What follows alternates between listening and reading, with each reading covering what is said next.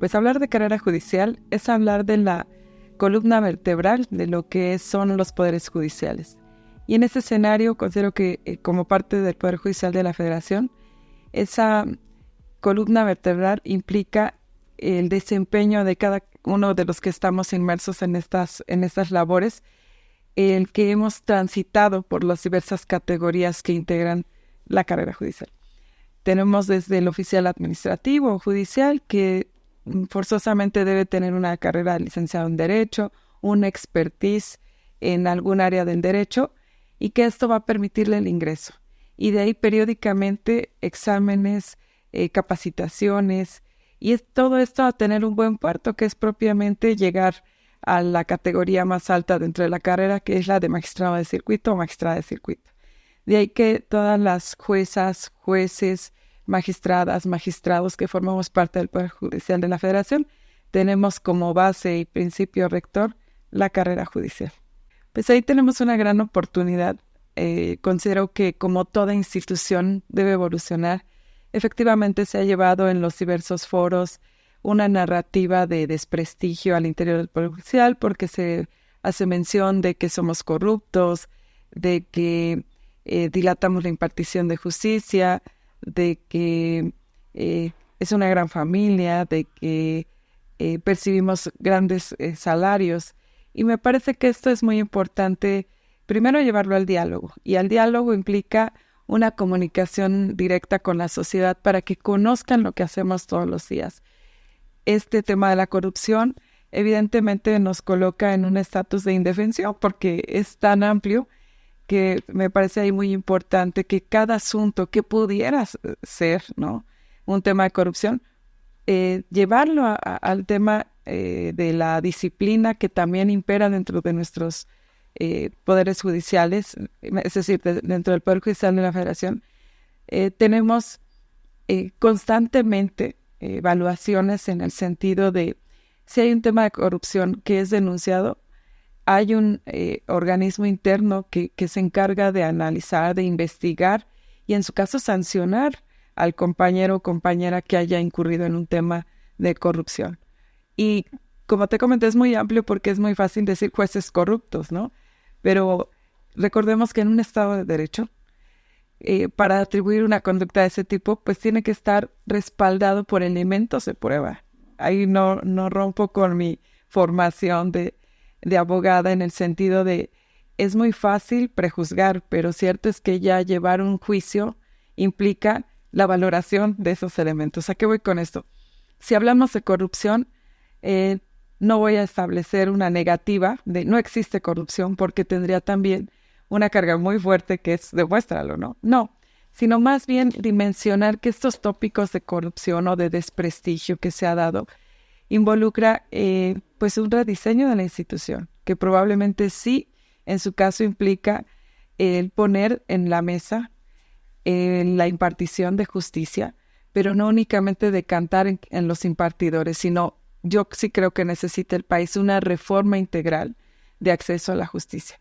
¿Y eso qué implicaría? Incluso reanalizar las leyes que aplicamos, dialogar sobre los mecanismos alternos de solución que hoy se convierten precisamente en un pilar fundamental también de acceso a la justicia. Entonces, nuestra Constitución hoy marca muy claramente cuáles son aquellos principios que se necesitan para que se cumpla este tema de acceso a la justicia. Entonces, yo en contraposición de la corrupción, yo diría, mejor sí que se diseñe un sistema integral de mejora en la impartición de justicia, porque como toda institución evoluciona. Y como toda institución evoluciona, precisamente se requiere no únicamente poner el reflector sobre el que aplica el derecho, sino también qué derecho está aplicando y quién está ejecutando. Entonces es mucho más responsable pensar en una reforma integral que involucre todas las canchas de lo que implica el Poder Judicial, qué leyes estamos aplicando, y esas sabemos que vienen de un poder legislativo. Sí es cierto, la palabra clave hoy en la justicia es mejorable, requiere áreas de oportunidad de mejora, por supuesto, pero me parece que algo que hay que resaltar también en este tema, el número de impartidores de justicia. cuántos jueces sabemos en el país, cuántos magistrados hay en el país, frente a datos internacionales que nos revelan que no estamos ni siquiera en un 10-15% para poder cumplir también con las necesidades de justicia del país. Finalmente somos un poder más, no le debemos a la sociedad para resolver sus conflictos, y en ese escenario estamos enfrentando un reto muy importante, que es ver si el número de juzgadores realmente cubren esas necesidades sociales de impartición de justicia. Mucho se dice de eso, efectivamente. Yo pondría en la mesa sobre algunos cuestionamientos que me permiten a mí dar respuesta. El primero de ellos, somos personas que tenemos ya un presupuesto autorizado en el tema de nuestros salarios. Número dos, la propia Constitución, por ejemplo, nos prohíbe percibir cualquier otro emolumento por nuestros servicios. Por lo tanto, aunque demos clases, esos honorarios que pueden generarse no los percibimos. Y yo te quiero decir algo en ese tema, porque sí sé que es muy delicado cuando estamos desinformados sobre los salarios que generan precisamente este tipo de comunicación hacia los demás, es decir, utilizan mucho una palabra, ¿no? Exorbitantes los salarios que se perciben. Yo te puedo decir que en estos tiempos donde la gasolina, la propia canasta básica, que ha generado la necesidad de incrementar el salario mínimo, yo te podría decir, y sin defender en un matiz negativo, porque también es cierto que uno tiene que estar aperturado o abierto a escuchar el por qué esa postura de considerar que tenemos salarios exorbitantes. Yo diría reflexionar sobre qué cubre ese salario. Soy de laboral y ahí mi virtud es que conozco el concepto de salario. ¿Y aquí a qué voy con esto? Esto empieza a hablarse cuando el presidente de la República pone el salario tope, de decir, nadie ganará más que yo. Bueno, sin embargo, ese salario en la concepción que se da de la ley, y que es una ley reglamentaria, ni siquiera es nuestra Constitución, el salario, por ejemplo, debe cubrir todas las necesidades básicas de la familia. Si hablamos del presidente de la República, él vive en Palacio Nacional. Yo quiero pensar que el salario que se limitó no cubre todos los servicios, tan solo de luz. Yo me imagino Palacio Nacional cuánto es de luz, de agua, de trabajadores.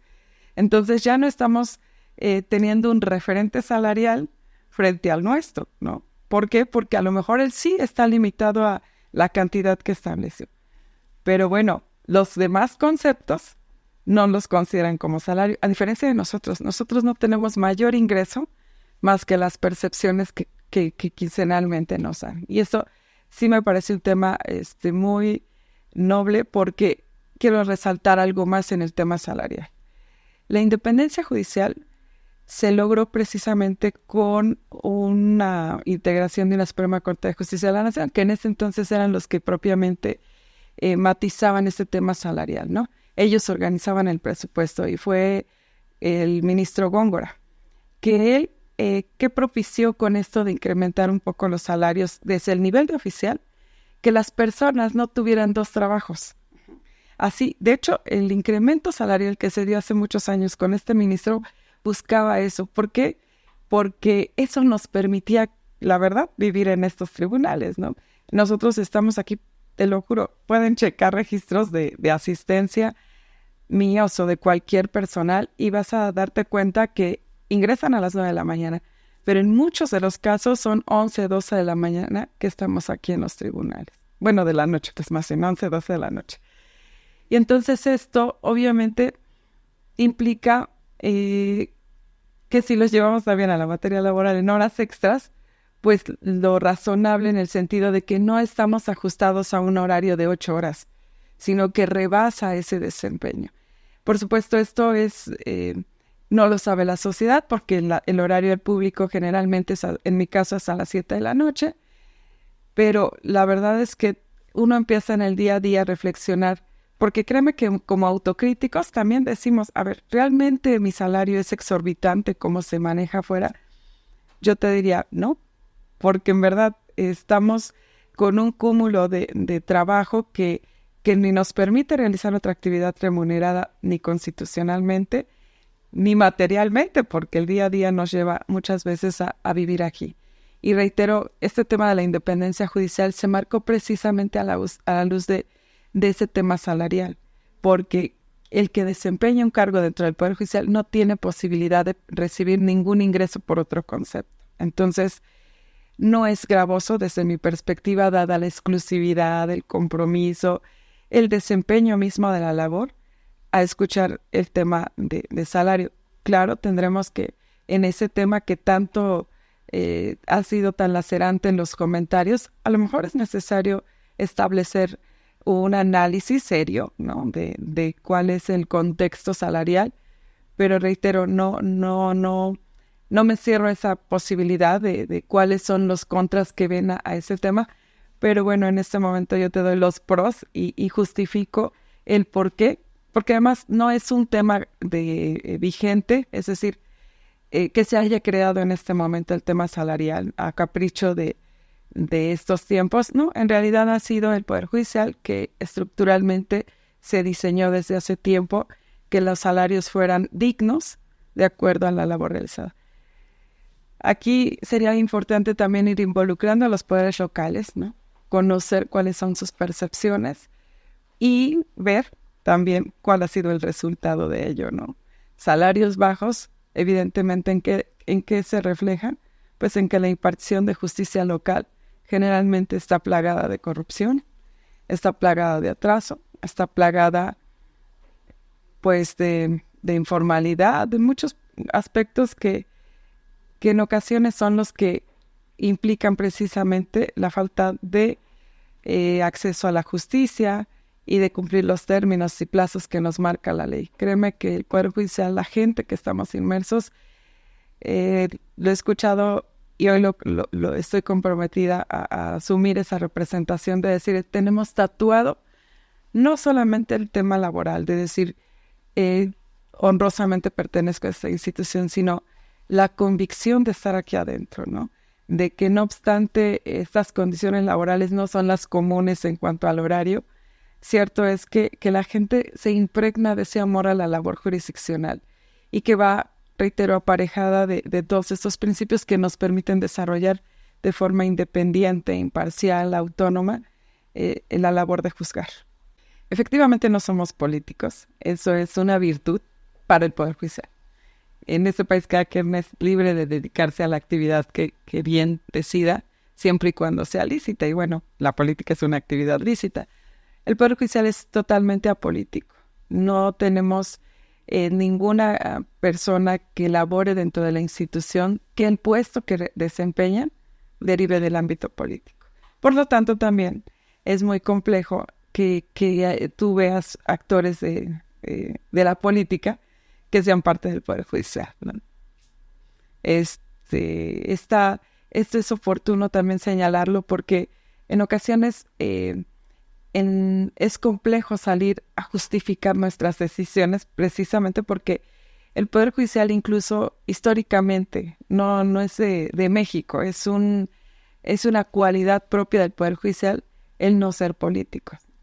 Que destinarle esa labor de juzgar un conflicto entre dos personas o entre dos partes o llevar el juicio de amparo, que es la otra labor que tenemos encomendada como Poder Judicial de la Federación, y que sean personas totalmente construidas a través de profesionalismo, yo digo cero política porque, te reitero, no es una actividad que esté vinculada a los poderes legislativo y ejecutivo, el depender de ellos en el caso del Poder Judicial de la Federación.